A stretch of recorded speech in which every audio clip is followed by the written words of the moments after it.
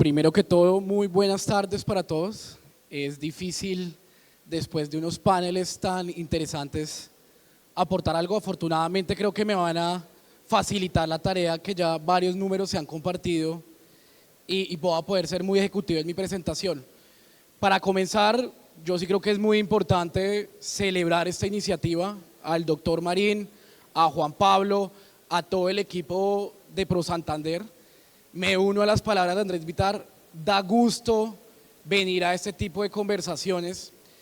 Y ahorita estaba pensando, así como el Atlético Bucaramanga llegó a la final el año pasado y todos le estamos haciendo fuerza al Atlético en la Libertadores, asimismo yo creo que le estamos apostando a Bucaramanga.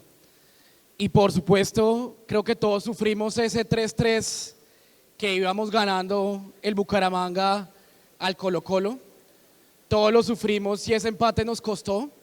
Yo comenzaría mi presentación diciendo, espero no pase lo mismo con el fracking. Yo sí creo que es una oportunidad de oro, un momento histórico para esta región, que no queremos que se desaproveche por toma de decisiones que de pronto no son las más convenientes.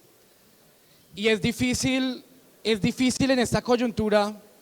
De hecho, mi tarea va a ser,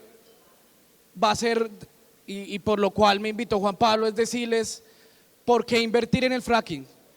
Pero yo, a diferencia de los anteriores, y espero que Juan Pablo no me regañe por esto, no les voy a hablar del fracking.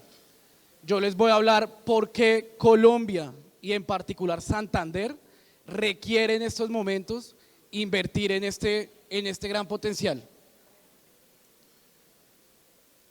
Entonces, pues yo creo que no podría no partir mi presentación desconociendo lo que pasó ayer. El mundo entero está cambiando. Ayer fue el Día de la Libertad y creo que muchos, qué pena, disculpas, pero por favor silencio, se oye mucho ruido en la sala y la verdad es que es bastante molesto desde acá. Pero es innegable que el mundo entero cambió el día de ayer. Tuvimos una nueva imposición de aranceles, el Día de la Libertad, y es difícil resumir esto en una palabra. Creo que todos los periodistas están preguntando cuál es el impacto. Muchos de ustedes, previo a esta presentación, me preguntaron, César, ¿qué opina de lo que pasó ayer? ¿Es bueno? ¿Es malo? Es difícil desde ya dar una respuesta, más ante la gran incertidumbre que existe, pero yo sí quería darles un abrebocas de en qué universo estamos parados. Ha pasado mucho desde Trump. Él llegó en enero, se ha anunciado más de 2.000 órdenes ejecutivas. Es difícil tener la trazabilidad, pero desde Corfi vemos que son 4 los campos que en particular a Colombia le han impactado. Pues 5 si incluimos el de regulación. Primero, comercial, que ya va a hacer referencia a ello. Segundo, migratorio. Innegablemente para países como Colombia es el que más tiene incidencia.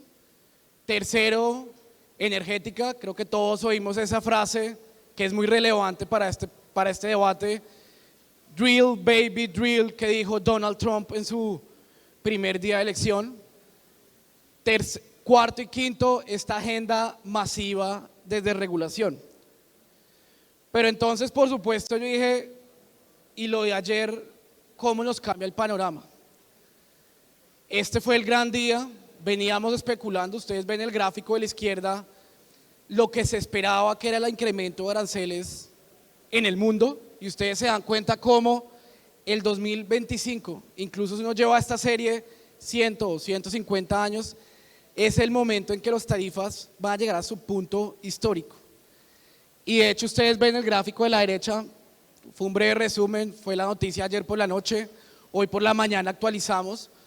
No voy a entrar en los detalles, creo que ya todos hemos leído. Colombia se impusieron un 10% de arancel, que se ve negativo en conjunto, pero en relativo o en absoluto, pero en relativo pareciera mostrar ciertas ventajas frente a otras economías. Está por ejemplo el caso de Vietnam, está por ejemplo el caso de India, está por ejemplo el caso de Rusia, donde innegablemente hay unos competidores en algunos campos. Pero a esa pregunta que siempre o que me han hecho estas últimas horas, ¿esto es bueno o esto es malo para el país, yo creo que la primera respuesta que les daría, y creo que cualquier abuela lo diría en este momento, creo que la respuesta es: el palo no está para cucharas. Yo sí creo que más allá de bueno o malo, no sabemos en este momento cómo se va a materializar. Yo estoy hablando constantemente con los diferentes sectores, con Andrés estamos viendo el sector petrolero, pero eso es básicamente el VIX, que es el indicador de volatilidad. Lo que sí les puedo responder en este momento a esa pregunta de si esto es bueno o esto es malo para el país, yo les digo, no es un momento para, como diríamos los colombianos, dar papaya. Estamos en un momento de gran incertidumbre, donde, como bien dije, así como le hice fuerza al Atlético Bucaramanga contra el Colo-Colo, y esos últimos 2 goles en los últimos minutos me dolieron, espero que las oportunidades que se puedan abrir en esta coyuntura no se desaprovechen por la mala toma de decisiones. ¿Y cómo ha venido creciendo el mercado de Estados Unidos? Yo creo que el doctor Amílcar lo compartió muy informalmente. Yo les doy tal vez algunas cifras que complementan muy bien lo que él nos compartió. Él cerró su presentación hablando de Obama. En efecto, ustedes ven en la izquierda cómo la producción de petróleo ha venido incrementándose en los últimos años, y ustedes se dan cuenta cómo desde el 2010, 2011, Estados Unidos empezó a producir cerca de 6 millones de barriles diarios, a casi que multiplicar esta cifra a 14 millones de barriles diarios. ¿En qué ha consistido este aumento? Ustedes lo ven claramente en este gráfico. Esa línea azul, esa barra azul que está en la parte inferior, demuestra lo que ha aumentado el Permium. ¿Y cuál es el Permium? Evité y fui muy rápido en los saludos, pero es innegable que para mí es un honor estar con varias personalidades de la vida pública y por supuesto candidatos, y me genera un optimismo que estén acá presentes, porque creo que el país, al menos en un futuro no lejano, está en buenas manos si alguno de los candidatos presentes queda elegido. Pero innegablemente lo que ustedes observan es cómo el fracking en Estados Unidos cambió el mercado petrolero. Ya lo dijo el doctor Amílcar, yo solamente les comparto las cifras. Estados Unidos pasó de representar cerca de un 8% de la producción de petróleo del mundo a cerca de un 17%, donde ustedes ven que casi que todas las demás producciones convencionales, digamos que se mantuvieron estables, y el incremento sustancial se dio por el Permium.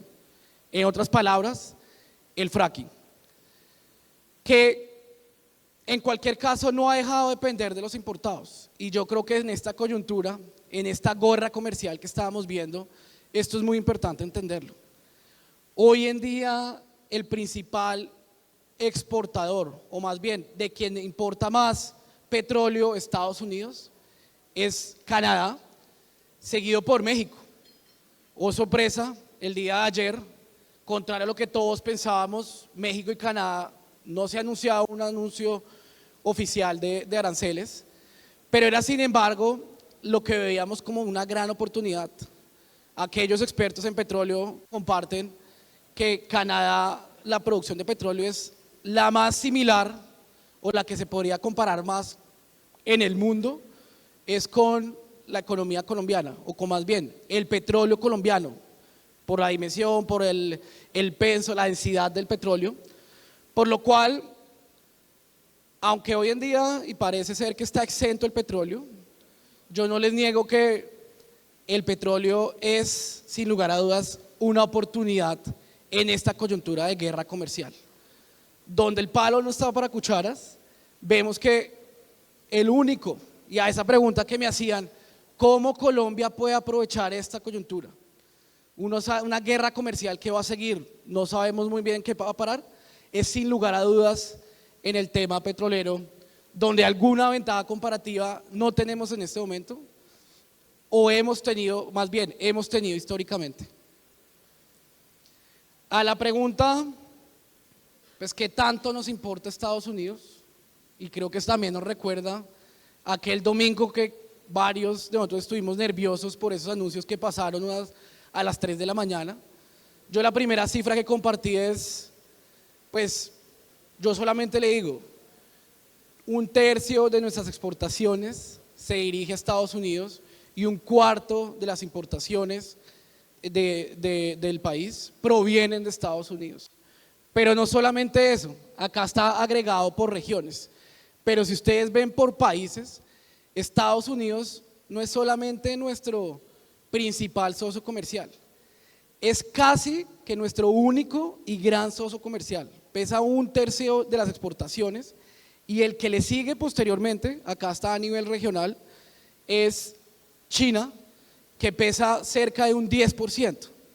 Todo esto para indicar que innegablemente lo que pasa en Estados Unidos, bueno o malo, nos va a afectar. Y esto de hecho fue un indicador que hicimos en Corfi Colombiana de qué tan vulnerables somos a la política comercial. Es difícil, y bueno, pues después del Día de la Libertad, por supuesto que gana relevancia, pero es difícil saber o predecir cómo se van a imponer estas medidas. La pregunta que yo sí puedo responder es qué tan vulnerable es nuestra economía frente a estos choques. Y acá es donde encontramos un resultado no muy alentador. Colombia es la segunda economía más vulnerable en la región frente a los choques comerciales. Y parte por una premisa obvia, nuestra gran exposición. Ya hablé, una tercera parte de las exportaciones se dirige a Estados Unidos, una cuarta parte de nuestras importaciones provienen de Estados Unidos. Pero esa no es la única razón. La razón adicional por la cual nosotros somos tan vulnerables a este choque es debido a nuestra baja complejidad de las exportaciones. Y a mí muchos me dicen, no César, eso suena muy sofisticado. ¿Cómo así que la complejidad tiene que ver acá en esta discusión? A lo cual yo siempre les comparto el ejemplo, es como si usted tuviera una industria, usted vende, no sé, alfileres. Si yo voy a negociar con mi vendedor, es mucho más fácil o mi poder de negociación claramente es mucho mejor si el producto que yo produzco es mucho más difícil de conseguir en el mercado. Si yo llego a mi vecino y le digo, yo le voy a subir mi precio, naturalmente el vecino me va a decir, no, pero es que en el barrio 5 mismos me están vendiendo lo mismo a un precio más inferior. Caso contrario ocurre a donde yo llego a mi vecino y yo soy el único que le puedo vender ese producto en este barrio. ¿Y esto por qué nos interesa en esta discusión? Desafortunadamente nuestra concentración de exportaciones está en los productos básicos, petróleo, flores, sector agropecuario, donde a la vuelta de la esquina, y perdón la informalidad, pero a la vuelta de la esquina un competidor puede coger ventaja. Y por lo tanto en esta discusión, que nuevamente yo no les voy a hablar del factoring, les voy a hablar del contexto macro, no se ve muy favorable desaprovechar las oportunidades en lo que vemos pocamente relativo que tenemos una ventaja comparativa frente al resto del país. Esto además en un contexto que no voy a repasar, digamos que este es el día a día, ve las cifras macro, proyecciones macro, pero es innegable que la actividad económica avanza a un paso lento. El pronóstico de crecimiento que tenemos para este año desde Corfi es de 2,6%, pero con un gran lunar, la inversión. La inversión como porcentaje del PIB hoy en día es 16%, es el nivel más bajo de las últimas décadas y yo creo que no hay que repetir en este auditorio, o más bien es un poco evidente qué pasa cuando la inversión disminuye.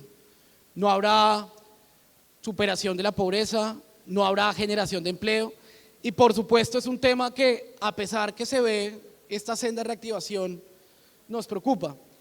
Y nos preocupa ¿por qué? Porque es de hecho en el sector petrolero y en el minero energético donde estamos viendo esta gran afectación. Esta es básicamente la producción de petróleo. Ya lo mencionaron el doctor Amílcar, lo mencionó el doctor Vitar también anteriormente.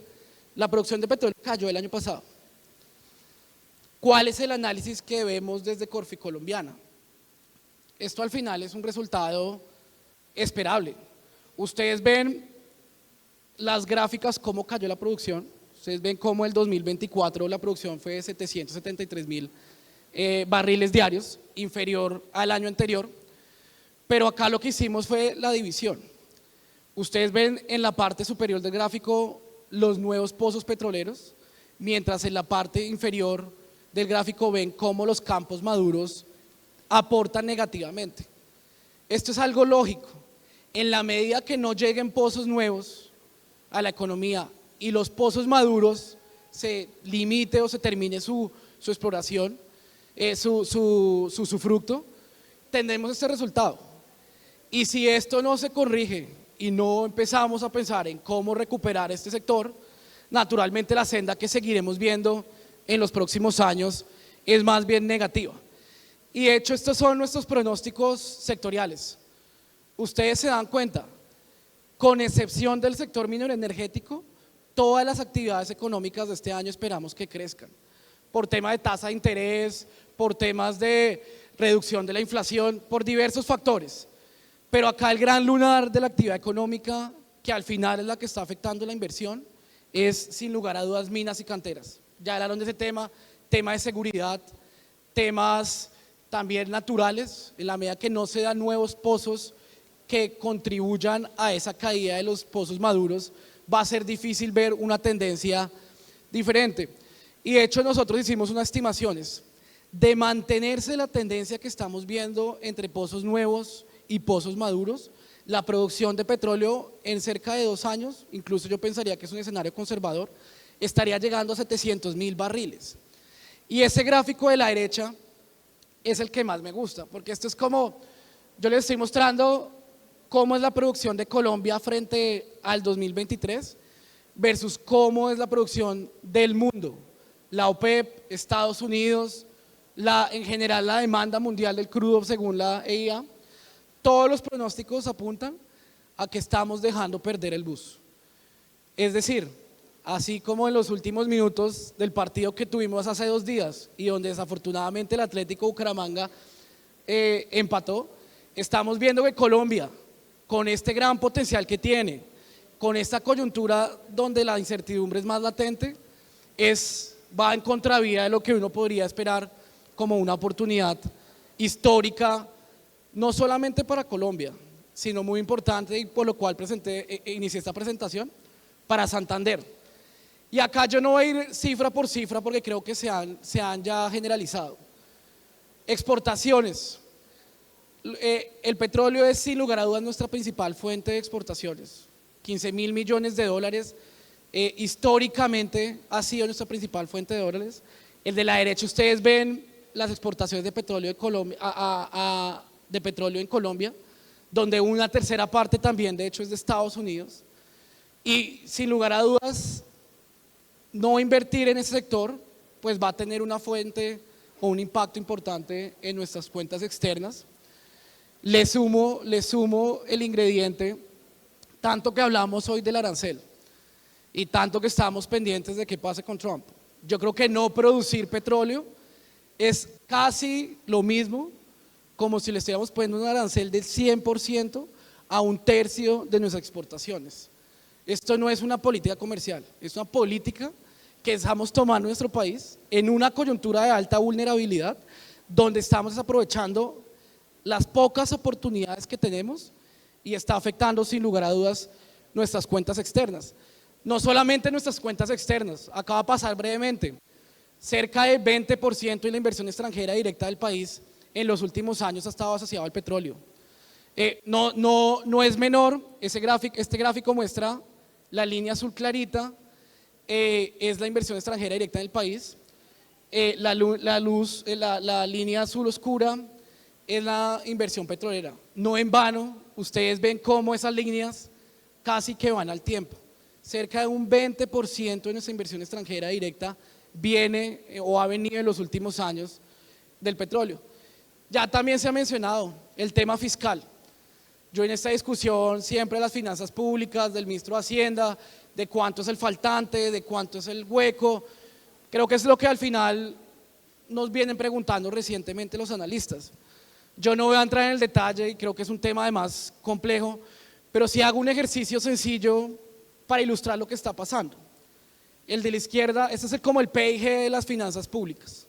El de la izquierda son los ingresos del gobierno nacional central, el de la derecha es el gasto primario. Nuestro CFO, el gerente financiero de la empresa nacional, tenía en octubre del 23 una proyección de presupuesto cercano de ingresos del presupuesto a 315 billones. En el ejercicio final, que ya lo conocimos hace unas semanas, El ingreso tributario final que recibió fue de 240 billones, un desfase de 70 billones de pesos.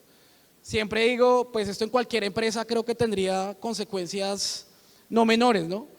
Para que ustedes tengan una dimensión, hoy en día el presupuesto de la nación es 511 billones. Esto fue un desfase de ingresos por N razones que no voy a entrar acá a discutir, pero un desfase superó el 10% en el presupuesto o en las finanzas públicas de la nación, que naturalmente, y como cualquier financiero haría, yo lo intento compensar con una caída en gasto. Y el Ministerio de Hacienda, en efecto, hizo, y acá solamente resumo cómo a través, o en lo que fue pasando el año, cómo fue haciendo los ajustes. No obstante, mala noticia, el ajuste no fue suficiente. Terminamos con un déficit del Gobierno Nacional Central del 6,8%. Es el déficit más alto que hemos tenido en los últimos 120 años, exceptuando la pandemia. Y todo esto para decir también, pues la olla está vacía, no hay ingresos.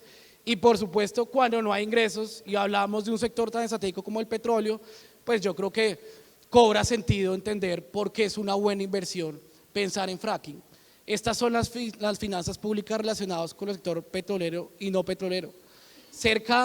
En el año pasado, cerca de 2 billones de pesos de los 18 que recibió la nación de ingresos tributarios provinieron del sector petrolero. Pero no solamente eso, creo que el doctor Vitar compartió las cifras fiscales, pero y muy importante para regiones como esto es su impacto en regalías. Hoy en día las regalías pesa cerca de una tercera parte en regiones como el Guainía, el Meta, el Bichada, el Cesar. Sin este tipo de ingresos, pues es difícil pensar cómo una economía como la nuestra va a poder sufragar los retos que tendremos por delante. Y a esto cierro con un tema. Si de pronto ustedes muchas veces nos critican a los economistas, es que usted ve todo en abstracto. Usted me habla de exportaciones, usted me habla de inversión extranjera directa, usted me habla de inversión de las finanzas públicas, pero eso a mí, ¿por qué me importa? Yo creo que es la pregunta que siempre nos hacen los economistas. Pues bueno, acá en Santander, pero también en Bogotá lo vivimos. El mes pasado, para los que no saben, fue el dato de crecimiento más alto desde que se tiene registro en el servicio del gas. Ya lo mencionó Andrés Vitar, trayendo a colación ese estudio que publicamos esta semana. El gas aumentó en el mes de febrero un 14%. Vean esta cifra, vean este gráfico. Desde el año 2000 no se veía un incremento del gas de este tipo. Acá ustedes tienen Bogotá, 30% fue el incremento de las tarifas. Yo he pagado de servicio. Acá en Santander, me imagino que ustedes también lo están viviendo. Santander o Bucaramanga, el aumento fue del 12%. Entonces, a la pregunta, ¿por qué esto nos debe importar? Bueno, hay un impacto y como bien nosotros titulamos el informe, ya la baja inversión nos está pasando factura. Y es un tema que no podemos negar. La perspectiva no es muy positiva. Nosotros, otro informe que titulamos, lo titulamos Crudo Panorama. Las reservas probadas cada vez disminuyen. Llevamos ya 10 años, 12 años. El doctor Amílcar mostró este gráfico. Yo solamente lo puse en una misma lámina. Pero ustedes ven cómo las reservas probadas, no solamente del petróleo, sino del gas, han venido en descenso. Quiero cerrar o quiero ir dando los mensajes finales con algo de optimismo. Y yo sí creo que nuevamente en esta discusión que muy amablemente nos invitaron en Pro Santander, y me gusta porque creo que son las discusiones que se tiene que dar el país hoy en día, pues no hay que echar todo en saco roto. Hay unas oportunidades. En el caso del gas, por ejemplo, que también está el sector petrolero, está la ampliación y el proyecto Sirius. Ustedes ven todo lo que, quitando las barras grises o el color gris, todas son las proyecciones de la UNE para los próximos años. Es innegable que sin los proyectos offshore, nosotros vamos a tener un déficit de un 30, un 20% en los próximos años. Hay maneras de resolverlo, está la ruta, está el offshore, esto es el proyecto Sirius, pero innegablemente están las oportunidades que estamos discutiendo el día de hoy. Yo les dije, yo no les voy a hablar de los yacimientos no convencionales, yo les voy a hablar de por qué se requieren hoy en día los yacimientos no convencionales. Esto es un resumen que demuestra todo el potencial que tiene no solamente el Santander, también lo tiene el Magdalena, además en la frontera con Santander, y muchos puntos que tiene el país en esta coyuntura y en este potencial.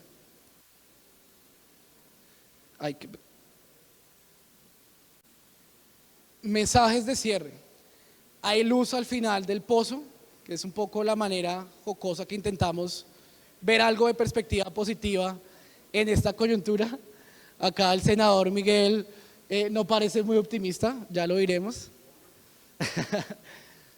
Pero parto diciendo, como diría mi abuela, el palo no está para cucharas. Yo sí creo que esta coyuntura externa precisamente nos lleva a evaluar, a ver cuáles son las oportunidades que tiene hoy en día Colombia, y tenemos que partir en eso. A esa pregunta, ¿es bueno o es malo el arancel del 10%? Yo les digo, lo tendremos que revisar, depende, es la buena respuesta del economista, pero sin lugar a dudas tenemos que aprovechar las oportunidades que se pueden llegar a dar. Segundo, innegablemente lo que pasa en Estados Unidos, pero muy importante, ahorita hablábamos con el ingeniero Nelson de Campetrol, cómo las oportunidades lo estamos viendo los competidores. En este manto de incertidumbre vemos cómo no solamente Argentina, Brasil, sino recientemente ya México también está hablando del fracking. Y en este contexto global, en esta guerra comercial, es innegable que Colombia, esperamos, logre materializar una oportunidad. Tercero, pues si no se invierte, pasamos factura. Ya lo vivimos todos en nuestros hogares el último mes. Buena noticia, les comparto. Marzo hubo una corrección, el dato de inflación lo conoceremos la próxima semana, pero hay indicios de que esto fue un problema particular de una empresa. Sin embargo, es innegable que en la medida que la oferta no llegue a suplir la demanda que tendremos en los próximos años, esto nos va a empezar a cobrar factura en el gas, en la energía, en las exportaciones, en la inversión extranjera directa, en las cuentas fiscales. Y por eso voy al cuarto punto. Y creo que ya lo han dicho acá, pero lo recalco, esto es como matar nuestro huevo de gallina de oro, el que produce los huevos de oro, es como matar la gallina que produce los huevos de oro. Sin el fracking, sin el petróleo, sin la exploración de gas, pues no solamente está en riesgo el crecimiento económico del país, también está en riesgo el desarrollo social y el desarrollo regional de nuestra economía. Y para dar algún mensaje de optimismo, y acá repito, me alegra profundamente ver a candidatos a diferentes consignias y a diferentes posiciones que me dejan a mí tranquilo, y yo espero, y probablemente lo vamos a ver en el escenario, en la conversatorio que nos sigue. Yo sí creo que hay unas oportunidades que hay que saber materializar. ¿Qué requieren estas oportunidades? Primero, que si no lo he visto presente y vale la pena enfatizar, seguridad física. Todo lo que hoy hemos oído de Puerto Gaitán, todo lo que estamos oyendo del sector petrolero, seguridad jurídica para inversionistas. Corfi Colombiana es un inversionista de largo plazo, pero así como Corfi Colombiana, los petroleros que invierten en estos temas, no es una inversión que yo invierto hoy porque me cae bien X o Y persona, es una inversión que se da de 10 a 20 años. Segundo, se los mostré en el mapa de producción petrolera. Yo sí creo que es innegable la urgencia de reactivar los nuevos contratos de exploración. De hecho, con el doctor Amílcar compartimos un panel en Barranca hace 2 años y justamente veníamos enfatizando esto. Desafortunadamente, no hemos visto un avance importante en la necesidad de avanzar en la exploración. No hay que concentrarnos solamente en la infraestructura petrolera, también se requiere una infraestructura, continuar avanzando en una infraestructura del gas, tanto de transporte como de regasificación, que afortunadamente ha existido, porque ha permitido que ante esta ausencia del gas local se pueda proveer por gas importado. Y ya los últimos dos temas, pues a mí el penúltimo que me recuerda esa frase que dijo Trump en su primer día, drill, baby, drill, yo sí creo que tenemos que creérnosla. Cuando Juan Pablo Remolina habló de que Bucaramanga puede ser el futuro Texas, yo me imagino eso con unas acciones concretas y fáciles en la expedición de trámites. Les pongo este dato, las licencias para construir Sirius son cercanas, acá el exministro Camacho fue el que me confirmó este dato, cerca de 155 consultas previas que se requiere para este proyecto. ¿Qué inversionista se va a atraer o cómo va a lograr atraerse un gran inversionista cuando tiene que surtir 160 trámites para la ejecución de su proyecto? E innegablemente, yo les dije, no voy a hablar de este tema, pero no puedo cerrar mi charla sin destacarlo. Los proyectos no convencionales es una alternativa seria y estratégica en esta coyuntura que, les confieso, yo haría mal en decirles, tengo claro en dónde va a ir la economía mundial, y de hecho lo hemos discutido con el ex senador Galán. Lo que más sabemos en este momento es que hay una gran incertidumbre y el palo no está para cucharas, y desaprovechar las pocas oportunidades que tenemos definitivamente no suena una decisión estratégica y razonable en esta coyuntura nacional. Muchas gracias.